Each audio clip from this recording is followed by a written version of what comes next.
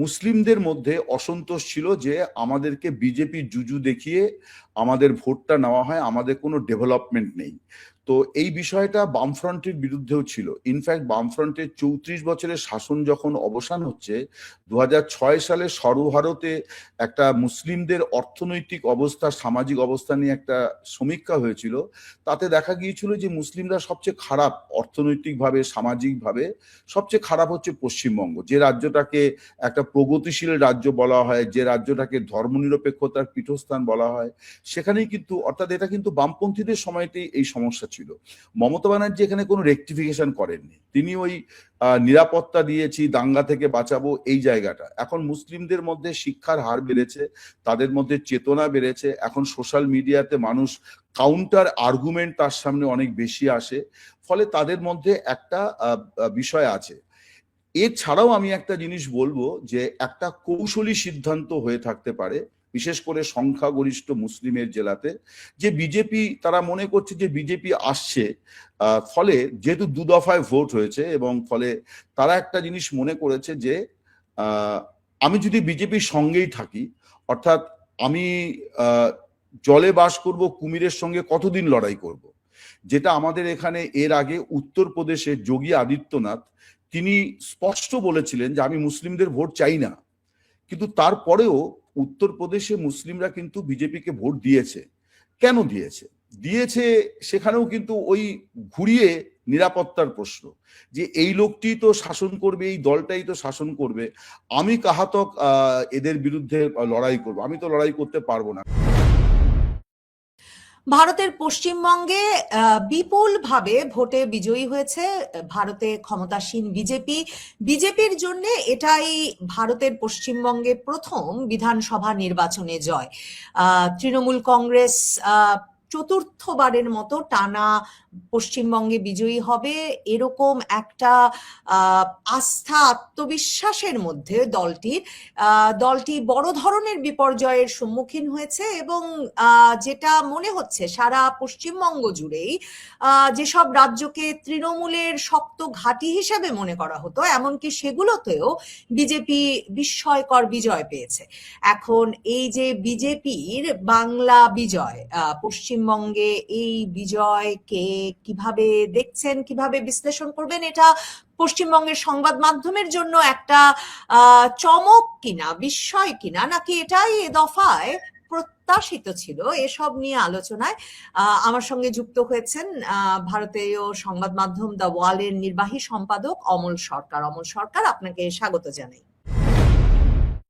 অমল সরকার, exit পোলের ফলাফলটাও যখন এলো, মানে ভোট দেওয়ার পর বুথ ফেরত মানুষের সাথে সমীক্ষা চালিয়েও অনেকগুলো সমীক্ষাতেই বেরিয়ে এলো যে বিজেপি বড় ধরনের জয় পেতে যাচ্ছে, কিন্তু সেগুলোরও যখন বিশ্লেষণ করলো ভারতের, বিশেষ করে পশ্চিমবঙ্গের মিডিয়া, আমি দেখছিলাম যে পশ্চিমবঙ্গের মিডিয়া বারবার বলছে যে এমনটা হবে না, তৃণমূলই জিতবে, কারণ এক্সিট পোলের ফলাফল এই রাজ্যে সাধারণভাবে মেলে না, টেকে না। এবং তারা বলছিল যদিও বা হাড্ডাহাড্ডি লড়াই হয়, কোনোভাবেই মানে এত বড় পার্থক্য সম্ভবত পশ্চিমবঙ্গের কোনো সংবাদ মাধ্যমে আমি আজ করতে দেখিনি।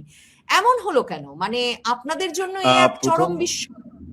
হ্যাঁ, প্রথমে বলি যে এক্সিট পোল বিষয়টা নিয়ে সংশয় অনেকের মধ্যেই আছে। 2024-এ যখন লোকসভা ভোট হয়, তখন অধিকাংশ এক্সিট পোলে বলা হয়েছিল যে বিজেপি 300+ সিট জিতবে। এমনকি কোনো কোনো এক্সিট পোলে 402, 403 আসনও বিজেপিকে দেওয়া হয়েছিল, কিন্তু তারা 240 আসনেই আটকে যায়। 2021-এ পশ্চিমবঙ্গের বিধানসভা নির্বাচনেও বহু এক্সিট পোলে বিজেপি ক্ষমতায় আসবে এইরকমটি বলা হয়েছিল, সেগুলো মেলেনি। তো এইটা তো গেল একটা বিষয়। আর আরেকটি বিষয় হচ্ছে যে আপনি যে বিষয়টি মানে যে কারণে পশ্চিমবঙ্গের সংবাদ মাধ্যম, তারা যেহেতু এখানেই সাংবাদিকতাটা করে মূলত, তাদের মধ্যে এইটা নিয়ে খানিকটা মানে দ্বিধাদ্বন্দ্ব ছিল।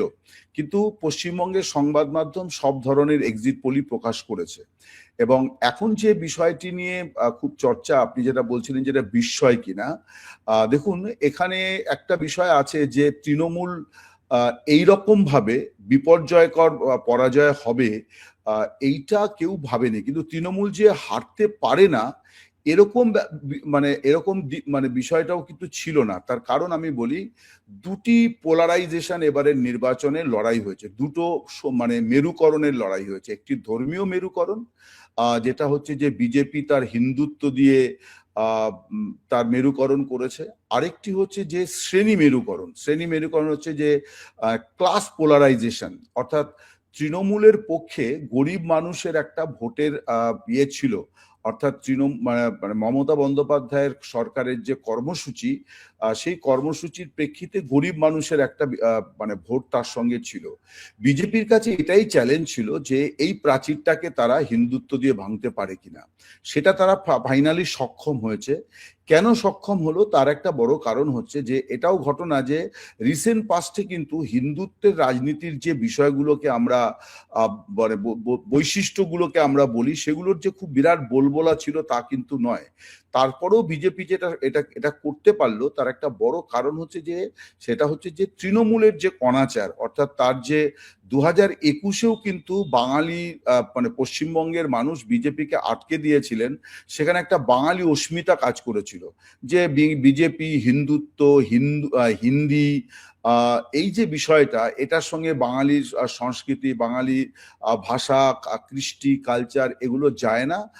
এবং সেই অস্মিতাকে জাগিয়ে তৃণমূল কিন্তু ফায়দা পেয়েছিল এবং তারাও বিপুল ভোটে 213 আসনে তারা জিতেছিল, বিজেপি 77টি আসনে আটকে যায়। কিন্তু পরবর্তী 5 বছরে মানুষ মনে করলো যে এই নির্বাচনের আগে এসে যে আমাদের সঙ্গে প্রতারণা করা হয়েছে, অর্থাৎ বিজেপিকে আটকানোর যে বিজেপির ভয়, বিজেপি ভীতি দেখিয়ে আমাদের ভোটটা নেওয়া হয়েছে, কিন্তু তার বিনিময়ে যেটা আমরা পেয়েছি সেটা হচ্ছে শিক্ষা দুর্নীতি, সিন্ডিকেট রাজ, অর্থাৎ তৃণমূলের একটা সংগঠন আছে, কিন্তু সেই সংগঠনটা যেমন ভোটের বুথে দলের জন্য কাজ করছিল, কিন্তু যখন ভোট মানে মধ্যবর্তী সময়তে তারা এলাকায় দাদাগিরি, চাঁদাবাজি, যেটা বাংলাদেশের ভাষায় চাঁদাবাজি আমরা বলি, আমাদের এখানে তোলাবাজি আমরা বলি, তো এই যে বিষয়টা, এই সমস্ত কিছু নিয়ে একটা অনাচার ছিল এবং সর্বত্রই পরিষেবা পেতে গেলে পরে পয়সা দেওয়া, পয়সা ইয়ে করা, এবং এই অনিয়মটাকেই একটা কর্মসংস্থানের মানে দিক হিসাবে, মানে স্ট্র্যাটেজি হিসাবে আনা হয়েছিল যে কিছু বাড়তি পয়সা দিয়ে আপনি পরিষেবা নেবেন, তার ফলে কিছু ছেলে মেয়ে করে খাচ্ছে, এই যে ব্যাপারটা। তার কারণ শিল্প হয়নি, কলকারখানা বরং বন্ধ ঠন্ধ হয়ে গেছে। তো এই যে বিষয়গুলো, এই সামগ্রিকতা থেকে বিজেপি তার যে সামনে যে চ্যালেঞ্জটা ছিল, সেই চ্যালেঞ্জটাকে কিন্তু সে ওভারকাম করতে পারলো। এখানে অবশ্যই অনেকগুলি অস্ত্র তার সে ব্যবহার করেছে, যেমন দুর্নীতিটাকে ইয়ে করার জন্য ইডি, সিবিআই লাগাতার এই নির্বাচনী প্রচারের মধ্যেও প্রার্থীদেরও ডেকে পাঠানো হয়েছে তদন্তের জন্য। এই বিষয়গুলো তো আছেই, কিন্তু 1 নম্বর অস্ত্র অবশ্যই হিন্দুত্ব। সরকার এত বড় একটা জয় পেতে যাচ্ছে বিজেপি, মানে যেই পশ্চিমবঙ্গ তাদের মানে বহু প্রার্থিত না, মানে বারবার তারা ভাবছে যে এবার বোধহয় কাছাকাছি যাবে, সেখানে এত বড় জয়। এখন তো বোঝাই যাচ্ছে সংখ্যাগরিষ্ঠতাই পেতে যাচ্ছে, 2/3 আসনেই জয় পেতে যাচ্ছে। এবং তৃণমূলকে যে একরকমের, এই যে আপনি যে এখন অনাচারের কথা বলছেন, দুর্নীতির কথা বলছেন, উন্নয়ন না হওয়ার কথা বলছেন, এগুলোর একটা জবাব দেবে সাধারণ মানুষ, সেটা সামগ্রিকভাবে আগে টের পাওয়া যায়নি, মানে এত বড় জয়টা। কারণ দেখেন, না না না না না না না টের পাওয়া গিয়েছিল। আমি আপনাকে বলি, তারপরেও কিন্তু মানে এটা মমতা ব্যানার্জির বলেই সম্ভব যে উনি ফাইট ব্যাক করছিলেন। আজকেও দুপুরবেলা উনি সোশ্যাল মিডিয়াতে ওনার কর্মীদের উদ্দেশ্যে বলেন যে আপনারা কেউ গণনা কেন্দ্র ছেড়ে যাবেন না। যদিও আমি যা শুনলাম যে 4:30 নাগাদ এখন বলবো নাকি ফলাফল মেনে নিতে পারছেন না? না, একটা মানে পরিস্থিতি যেটা ছিল, যেটা হচ্ছে যে মানে গণনা কেন্দ্র বা অন্যত্র সব মিলিয়ে, এবং এবারে নির্বাচন কমিশনের যে মানে কি বলবো অতি সক্রিয়তা আমি বলবো, এই সব মিলিয়ে একটা পরিস্থিতি তৃণমূলের জন্য প্রতিকূল ছিল, এটা নিয়ে কোনো সন্দেহ নেই। উনি লড়াই করছিলেন ওনার মতো করে, মানে ওনার কর্মীদের মনোবল চাঙ্গা করার চেষ্টা করছিলেন। তারপরেও আমাদের এখানে যেটা মনে হয়েছিল যে যারাই জিতুক তারা খুব বড় ব্যবধানে জিতবে না, সামান্য ব্যবধানে জিতবে, অর্থাৎ নেক টু নেক ফাইট হয়েছে। কিন্তু আমি যেমন আমি আর দু একটা ইন্টারভিউতে আমি বলেছি, তাই আমি একটু দায়িত্ব নিয়ে বলতে পারি যে রিসেন্ট পাস্টে ভারতে একটা প্রবণতা তৈরি হয়েছে, যে প্রবণতাটা একটা সময় বাংলায় ছিল। সেটা হচ্ছে যে তারা সিপিএম কে 34 বছর ক্ষমতায় রেখেছিলেন পশ্চিমবঙ্গের মানুষ, এবং প্রত্যেকবারই সিপিএম কে ঢেলে তারা ভোট দিয়েছে। অর্থাৎ কখনো তারা 235 আসন, কখনো 238 আসন আউট অফ 294 তারা পেয়েছে। এখন এইটা নিয়ে একটা সময় বাঙালিদের প্রচুর সমালোচনা শুনতে হতো পশ্চিমবঙ্গের মানুষের। আমরা যখন অন্য রাজ্যে মানে কভার করতে যেতাম, তখন আমাদের অন্য রাজ্যের বন্ধুরা বলতো যে তোমরা কি সেই সিপিএম কে আঁকড়ে বসে আছো আর প্রত্যেকবার এরকম বিপুল ভোটে জয়ী করো। এখন কিন্তু ভারতে দেখা যাচ্ছে যে কম বেশি সব রাজ্যেই কিন্তু স্টেবল গভর্নমেন্ট, অর্থাৎ যারা ক্ষমতায় আছে তাদের হাতে প্রচুর নাম্বার আছে, এবং তারা দুটো তিনটে টার্ম তারা আছে। বিজেপির একাধিক চিফ মিনিস্টার আছেন। এই যেমন এবারেই যে নির্বাচন হলো, তাতে অসমে থার্ড টার্ম বিজেপি সরকার করতে যাচ্ছে। তো এবং সেখানেও কিন্তু দেখা যাচ্ছে যে ওই পশ্চিমবঙ্গের মতনই লোকেরা ঢেলে বিজেপিকে ভোট দিয়েছে। সো এই যে এই বিষয়টি নিয়ে যারা গণতন্ত্র এবং ভোট নিয়ে চর্চা করেন, তারাও এটা চর্চার মধ্যে রেখেছেন যে মানুষ কোন রকম ইয়ের মধ্যে যাচ্ছে না। অর্থাৎ নির্বাচন পরবর্তী একটা দীর্ঘ সময় ভারতবর্ষে, আজ থেকে বছর 30 আগে ভারতবর্ষে এটা একটা বিরাট সমস্যা ছিল যে নিজের রাজ্যের লোকেরা রাজ্যের মুখ্যমন্ত্রীর নাম মনে রাখতে পারছিলেন না। মানে এত দ্রুত দ্রুত মুখ্যমন্ত্রী বদল হয়ে যেত দলীয় নানান ধরনের সংঘাতের কারণে, এর কারণে। তো সেখান থেকে আমরা সরে এসেছিলাম, কিন্তু এখন আবার যেটা তার মানে হয়েছে, একটা স্টেবল গভর্নমেন্ট হতে যাচ্ছে, সেই ইতিবাচকতা হ্যাঁ যে হ্যাঁ হ্যাঁ, মানে লোকেরা নির্বাচন পরবর্তী কোনো ইয়ে রাখছেন প্রসঙ্গটা না। দিয়েছিলেন অমল সরকার, এবং আপনি একটা খুব সুন্দর বাংলা শব্দ ব্যবহার করেছেন যে অস্মিতা, মানে একটা গর্ব গৌরব যে ছিল বাঙালি হওয়ার বিষয়ে, এবং বাঙালি নিজেকে হিন্দু মুসলমান পরিচয়ে ভাগ করে না, বাঙালির প্রথম মানে জাত্যাভিমান হচ্ছে সে বাঙালি। এটা তৃণমূল কংগ্রেসের সবসময়ের একটা সবচেয়ে বড় কার্ড ছিল। তারা এই এবার কার্ডটা ইউজ করেছিল। এবার সেই কার্ডটা যেমন বাংলায় ব্যবহৃত হলো না, মানে হিন্দুত্ববাদী দল বিজেপি ক্ষমতায় এলো, ঠিক তেমনি আমি দেখছিলাম, আমি ভুল হলে আমাকে ঠিক করবেন, মুর্শিদাবাদ, মালদহ, উত্তর 24 পরগনার মতো মুসলমান গরিষ্ঠ এলাকাগুলোতে বিজেপি আসন পেয়েছে। তাহলে তো মুসলমানের ভোট, সংখ্যালঘিষ্ঠ মুসলমানের ভোটটাও তৃণমূল কংগ্রেস পায় নাই, তাকেও বিশ্বাস করছে না তার মানে একদমই মুসলমান। ঠিক, একদমই ঠিক। এবং এবং সেটা একটা খুব গুরুত্বপূর্ণ দিক কিনা। আর গরিবের ভোট তৃণমূল পায়, সেটার যে একটা দাবি ছিল মমতা ব্যানার্জির, এ দফায় 93-94% ভোট যখন পড়তে শুরু করলো পশ্চিমবঙ্গে রেকর্ড সংখ্যক, তখন আপনাদের লেখাতেই পড়েছি যে সারা ভারতের শ্রমজীবী মানুষরা পশ্চিমবঙ্গে ভোট দিতে এসেছেন। তাহলে সেই প্রভাবেও তো বিজেপি জিতে গেল। তাহলে গরিব কিংবা মুসলমান কোন প্রান্তিক জনগোষ্ঠী তো তৃণমূলের না, সাথে। এইটা এটা নতুন নয়। 2011-এ যখন সিপিএম কে লোকেরা বিদায় দেয়, তখনও কিন্তু এই একই জিনিস দেখা গিয়েছিল। অর্থাৎ গরিব মানুষ পশ্চিমবঙ্গের সংখ্যায় বেশি, তাদেরকে উইন ওভার করতে পারাটা আপনার মানে চেঞ্জের ক্ষেত্রে একটা গুরুত্বপূর্ণ। মুসলিমদের মধ্যে অসন্তোষ ছিল যে আমাদেরকে বিজেপি জুজু দেখিয়ে আমাদের ভোটটা নেওয়া হয়, আমাদের কোনো ডেভেলপমেন্ট নেই। তো এই বিষয়টা বামফ্রন্টের বিরুদ্ধেও ছিল। ইনফ্যাক্ট বামফ্রন্টের 34 বছরের শাসন যখন অবসান হচ্ছে, 2006 সালে সর্বভারতে একটা মুসলিমদের অর্থনৈতিক অবস্থা, সামাজিক অবস্থা নিয়ে একটা সমীক্ষা হয়েছিল। তাতে দেখা গিয়েছিল যে মুসলিমরা সবচেয়ে খারাপ অর্থনৈতিকভাবে, সামাজিকভাবে সবচেয়ে খারাপ হচ্ছে পশ্চিমবঙ্গ। যে রাজ্যটাকে একটা প্রগতিশীল রাজ্য বলা হয়, যে রাজ্যটাকে ধর্মনিরপেক্ষতার পীঠস্থান বলা হয়, সেখানেই কিন্তু, অর্থাৎ এটা কিন্তু বামপন্থীদের সময়তেই এই সমস্যা ছিল। মমতা ব্যানার্জি এখানে কোনো রেকটিফিকেশন করেননি। তিনি ওই নিরাপত্তা দিয়েছি, দাঙ্গা থেকে বাঁচাবো, এই জায়গাটা। এখন মুসলিমদের মধ্যে শিক্ষার হার বেড়েছে, তাদের মধ্যে চেতনা বেড়েছে। এখন সোশ্যাল মিডিয়াতে মানুষ কাউন্টার আর্গুমেন্ট তার সামনে অনেক বেশি আসে, ফলে তাদের মধ্যে একটা বিষয় আছে। এছাড়াও আমি একটা জিনিস বলবো যে একটা কৌশলী সিদ্ধান্ত হয়ে থাকতে পারে, বিশেষ করে সংখ্যাগরিষ্ঠ মুসলিমের জেলাতে, যে বিজেপি, তারা মনে করছে যে বিজেপি আসছে, ফলে যেহেতু দু দফায় ভোট হয়েছে, এবং ফলে তারা একটা জিনিস মনে করেছে যে আমি যদি বিজেপির সঙ্গেই থাকি, অর্থাৎ আমি জলে বাস করব, কুমিরের সঙ্গে কতদিন লড়াই করব। যেটা আমাদের এখানে এর আগে উত্তরপ্রদেশে যোগী আদিত্যনাথ, তিনি স্পষ্ট বলেছিলেন যে আমি মুসলিমদের ভোট চাই না, কিন্তু তারপরেও উত্তরপ্রদেশে মুসলিমরা কিন্তু বিজেপিকে ভোট দিয়েছে। কেন দিয়েছে দিয়েছে সেখানেও কিন্তু ওই ঘুরিয়ে নিরাপত্তার প্রশ্ন, যে এই লোকটি তো শাসন করবে, এই দলটাই তো শাসন করবে, আমি কাহাতক এদের বিরুদ্ধে লড়াই করব। আমি তো লড়াই করতে পারবো না, কারণ যারা আমাকে সুরক্ষা দেবে বলছে তাদের ক্ষমতায় ফেরার কোনো সম্ভাবনা আমি দেখছি না। ফলে এখানে একটা কৌশলী সিদ্ধান্ত হয়ে থাকতে পারে যে আমাকে তো সার্ভাইভ করতে হবে। ফলে আমি এবং এটা কিন্তু বিজেপির জন্য একটা চাপও তৈরি হলো, অর্থাৎ তারা যে খুব খুল্লা অ্যান্টি মুসলিম অবস্থান নেওয়া, সেটাও কিন্তু তাদের পক্ষে খুব সহজ হবে না। তার কারণ আপনি ভোটের রাজনীতিকে তো অস্বীকার করতে পারবেন না। ভোটের রাজনীতিটা তো আপনাকে আলটিমেটলি তো ভোট হচ্ছে এমন একটা ইকুয়ালিটি যেখানে সবার ভোটের মূল্য সমান। ফলে মুসলিমরা যে ভোট দিল মানে বিজেপিকে, এটা কিন্তু বিজেপির জন্য যেমন একটা মানে কি বলবো যে একটা উল্লাস করার বিষয়, যে তৃণমূলের মনে করতো তৃণমূল তাদেরকে দলদাস মনে করতো, তাদেরকে ছেড়ে আমাদের দিকে এসছে। কিন্তু এই প্রাপ্তিটা বিজেপির জন্য একটা দায়বদ্ধতাও তৈরি করলো, যে পশ্চিমবঙ্গের সংখ্যালঘুরা সুরক্ষার জন্য তাকে বেছে নিয়েছে, ফলে তাদেরকে সুরক্ষা দিতে হবে। এটা আমার আপাতত তাই মনে হয় আর কি।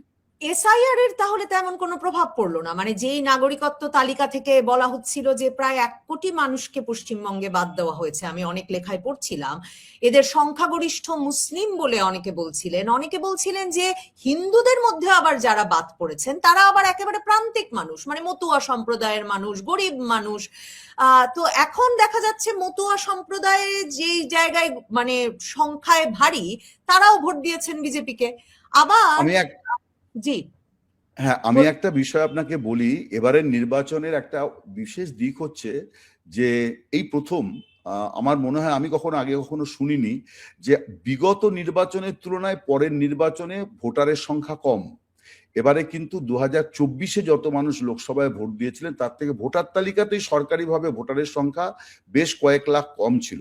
এবং আমাদের এখানে এসআইআর কে কেন্দ্র করে যে বিতর্ক হয়েছে, তাতে এখানে একটা জুডিশিয়াল ট্রাইব্যুনাল হয়েছিল, সেখানে মানুষকে যাদের সন্দেহজনক ভোটার তারা তাদেরকে প্রমাণ করতে হয়েছে। এখন এই প্রমাণের প্রক্রিয়াতে 2,500-3 হাজার মানুষ ফাইনালি প্রমাণ করতে পেরেছেন যে তারা জেনুইন, কিন্তু প্রায় মানে 27, 28, 29 এরকম নানান ফিগার আছে, কিন্তু ডেফিনেটলি 25 লাখ পিপল যারা নিজেরা বলছেন যে আমরা genuine voter, we have documents, কিন্তু তারা ভোটার তালিকায় তাদের নাম তোলার সুযোগ পাননি।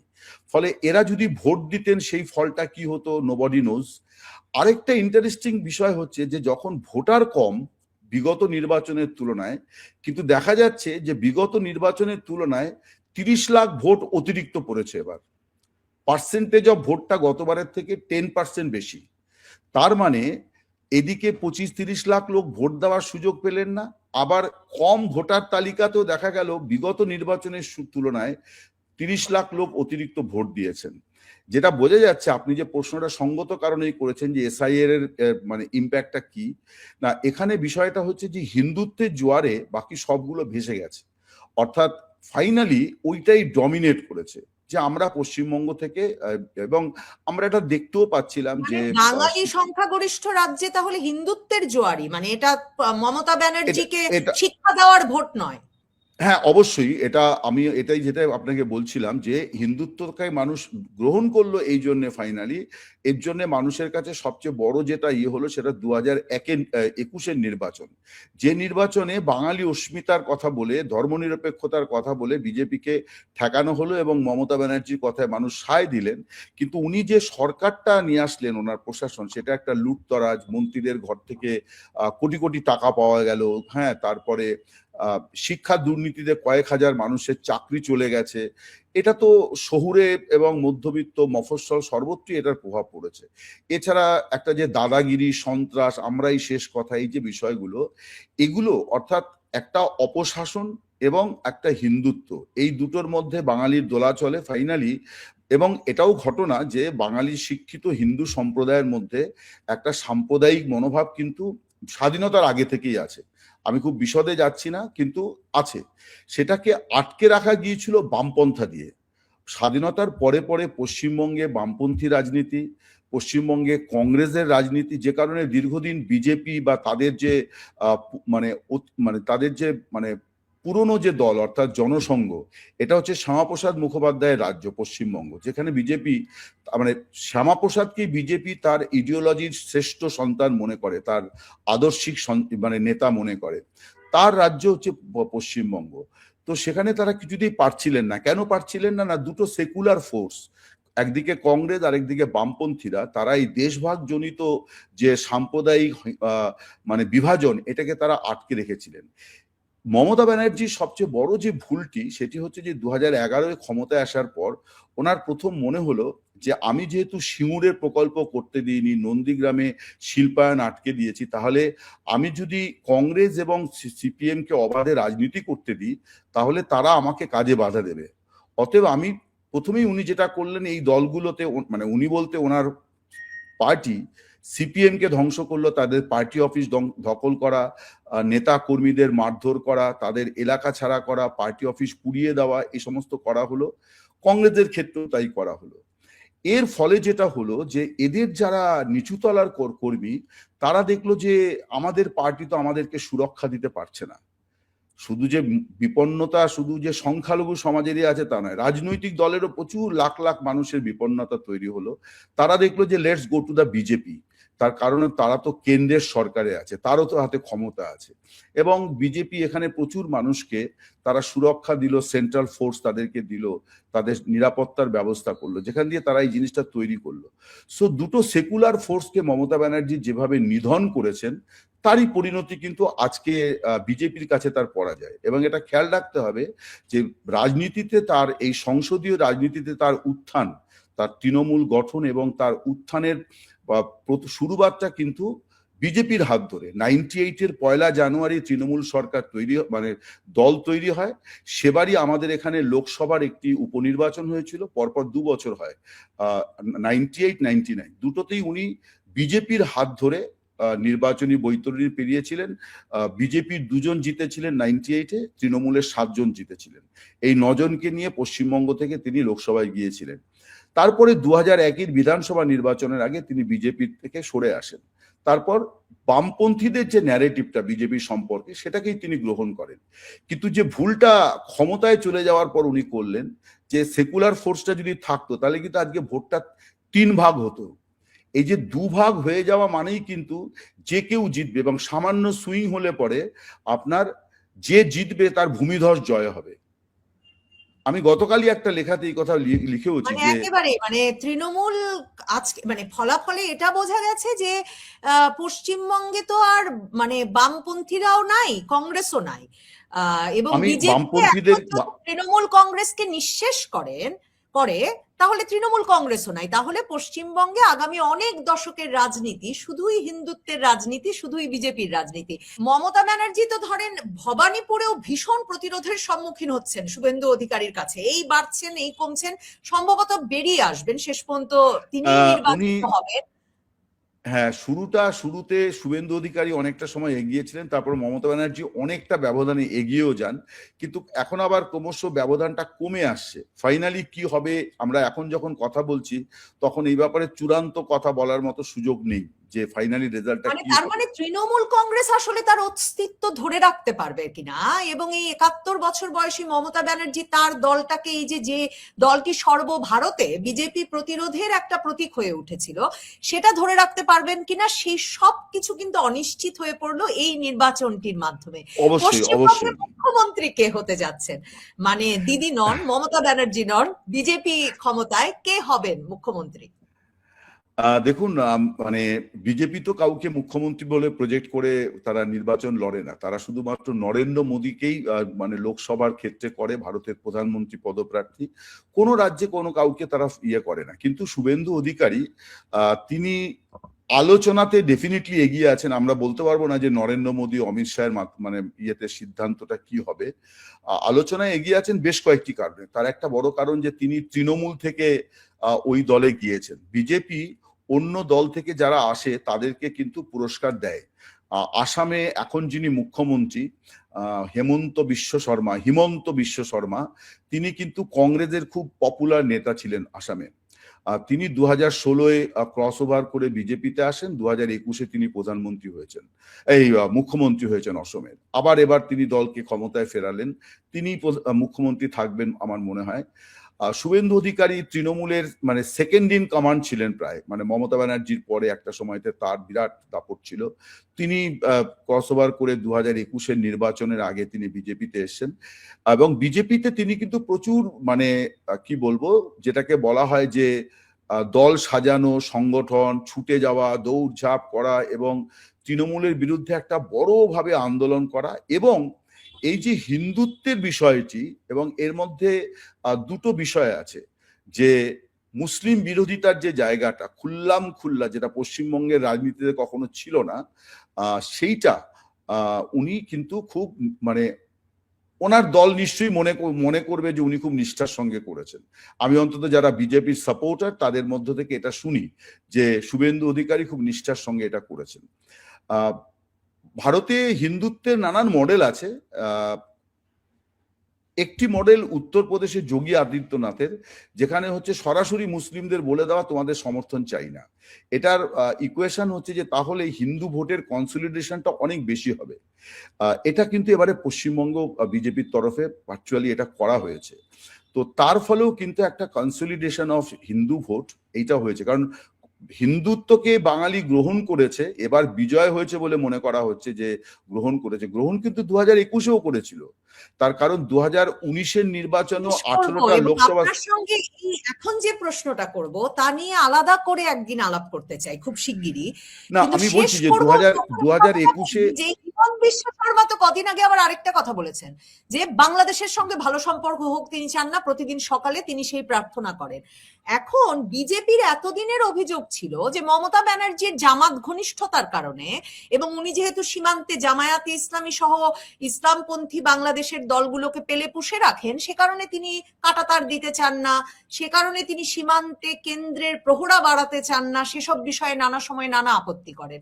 এখন বিজেপি যখন রাজ্যের ক্ষমতায়, তখন বাংলাদেশে পুশব্যাক বাড়বে, এবং ভীষণভাবে যখন মুসলিম বিরোধিতা, আপনি বলছেন যে যিনি মুখ্যমন্ত্রী হতে যাচ্ছেন তিনি সেই পশ্চিমবঙ্গের রাজনীতিতে সেটা খুব স্পষ্ট করেছেন, সেই শুভেন্দু অধিকারী মুখ্যমন্ত্রী হতে পারেন, তাহলে মানে বাংলাদেশ ভারত সম্পর্কটাও পশ্চিমবঙ্গ ওই সীমান্তটা ধরে আপনি কিভাবে দেখেন?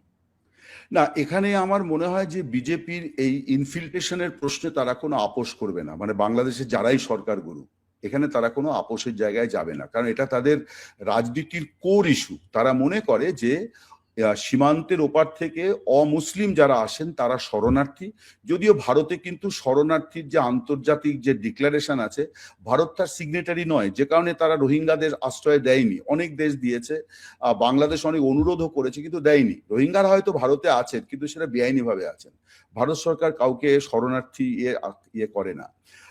এই প্রশ্নটা সো বিজেপির রাজনীতির কোর পলিটিক্সের মধ্যে এই বিষয়টিও আছে যে অন্য দেশ থেকে যারা আসবে, বিশেষ করে প্রতিবেশী দেশ থেকে, তাদের মধ্যে অমুসলিমরা, যে কারণে সিএ আইনটা হয়েছিল, সংশোধনী আইন যেটা 2019-এ হয়েছিল, যে তাদেরকে আমরা নাগরিকত্ব দিয়ে দেবো যদি তারা ধর্মীয় নিপীড়নের কারণে আসেন, কিন্তু মুসলিমরা হচ্ছেন অনুপ্রবেশকারী। এবং এই প্রশ্নে তারা কিন্তু কোনো রাজ্য সঙ্গে কোনো রকম বিরোধে যাবে না। কেন্দ্রীয় নেতৃত্ব হয়তো কখনো ধীরে যেতে বলবে, কি করতে হবে, কিন্তু এটা সেন্ট্রালি ডিসাইড হবে। এইটা তো এমনিতেও রাজ্য সরকারের বিষয়ের মধ্যে পড়ে না, তার কারণ যেহেতু পুশব্যাকই বলুন বা যাই আপনি বলুন না কেন, এটা আমাদের যে সাংবিধানিক যে বিভাজন আছে তাতে এটা কেন্দ্রীয় সরকারের বিষয়। সীমান্ত, পররাষ্ট্র বা বিদেশ নীতি এগুলো কেন্দ্রের বিষয়। তৃণমূল এখানে একটা পলিসি করেছিল যে বৈদেশিক বিষয়ে নিয়ে তারা কোনো মানে আলাদা কোনো অবস্থান নেবে না, ভারত সরকার যা অবস্থান নেবে সেটাই তারা নেবে। এখন বিজেপি সরকার এলে পরে নিশ্চয়ই কেন্দ্রীয় রাজ্যের মধ্যে একটা বোঝাপড়া করেই সিদ্ধান্ত হবে। নরেন্দ্র মোদী যদি মনে করেন যে এটা বাংলাদেশের সঙ্গে সম্পর্কের ক্ষেত্রে একটা কিছু হচ্ছে, তিনি হয়তো একরকম অ্যাডভাইস করবেন, তবে বেসিক জায়গায় খুব বড় পরিবর্তন হবে বলে আমার মনে হয় না, কারণ তাহলে বিজেপি তার রাজনীতিটা হারিয়ে ফেলবে। তার রাজনীতির জায়গাটা কিন্তু হচ্ছে এইটা যে ইনফিল্ট্রেটার দেশ সে এই দেশ থেকে বার করে দেবে। এখানে বাংলাদেশের সঙ্গে সম্পর্কের ক্ষেত্রে ভারত সরকার খুব বেশি আপোষের জায়গায় যাবে এরকম এখনই মনে হচ্ছে না, যদিও ভবিষ্যৎ কি আছে আমি বলতে পারবো না। কিন্তু বিজেপির রাজনীতিটাকে যদি দেখা যায় তাহলে খুব বেশি আপোষের জায়গায় যাওয়ার অবকাশ নেই। এবং কাকে যে সে বৈধ নাগরিক মনে করে, কাকে যে সে অনুপ্রবেশকারী মনে করে, সেই নিয়েও তো সারা ভারতেই বিতর্ক চলমান। আপনার সঙ্গে নিশ্চয়ই অমল সরকার কথা বলার প্রত্যাশা রইল, বিশেষভাবে এই নির্বাচন বাংলাদেশে কি প্রভাব ফেলবে সে প্রসঙ্গে। অনেক ধন্যবাদ আজকে এই অনেক ব্যস্ততা। ধন্যবাদ।